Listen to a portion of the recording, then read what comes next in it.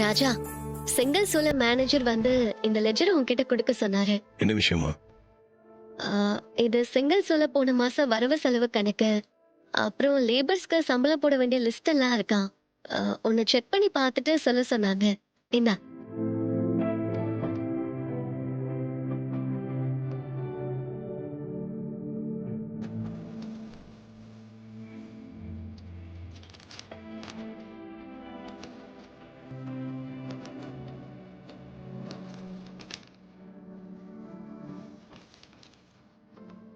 இன்னும் ஒரு பக்கம் திருப்பினா போதும். ராஜா லெட்டர் படிச்சு என் மனசு புரிஞ்சு பாரு.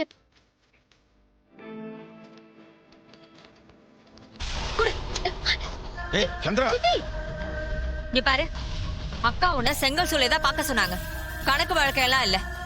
கணக்கு வழக்க பாக்குற அதிகாரம் என் அக்காவுக்கு மட்டும்தான் இருக்கு.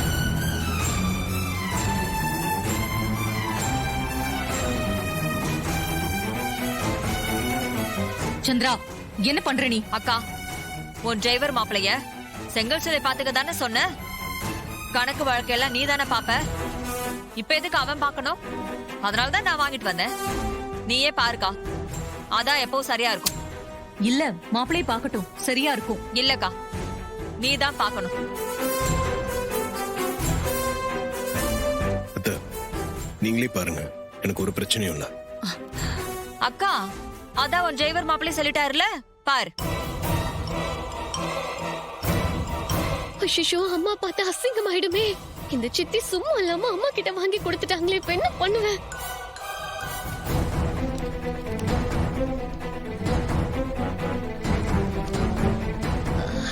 அம்மா, என்னம்மா? உங்களுக்கு 1000 வேலை டென்ஷன் இருக்கு. இதுல இந்த கணக்கெல்லாம் நீங்க எதுக்கு பாக்குறீங்க? அது என்னவோ உண்மைதான். ஆனா என்ன பண்றது? உன் சித்தி சமயத்துல பிடிவாதம் பிடிக்கிறாளே. மா, அவங்க சொன்ன சொல்லட்டுமா? நீங்க பேசாம அத இவர்கிட்டயே கொடுத்து பாக்க சொல்லுங்க.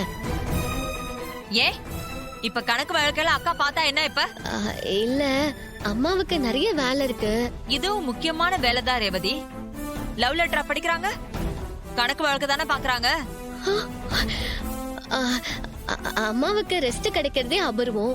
இதுல இந்த வேலையெல்லாம் பாக்கணுமா? கொடுங்கம்மா, கொடுங்க. நான் தான் சொல்லிட்டே இருக்கேன்ல, எதுக்கு சொல்றேன்னு புரியலையா? எதுக்கு சொல்ற? இப்ப எதுக்கு லெட்ஜரை போடுங்கன? ராஜா கிட்ட பொறுப்பெல்லாம் கொடுத்துட்டு இப்போ கணக்கு வழக்கு நீங்க பார்த்தா என்ன அர்த்தம்? அப்ப அவரை நம்பல.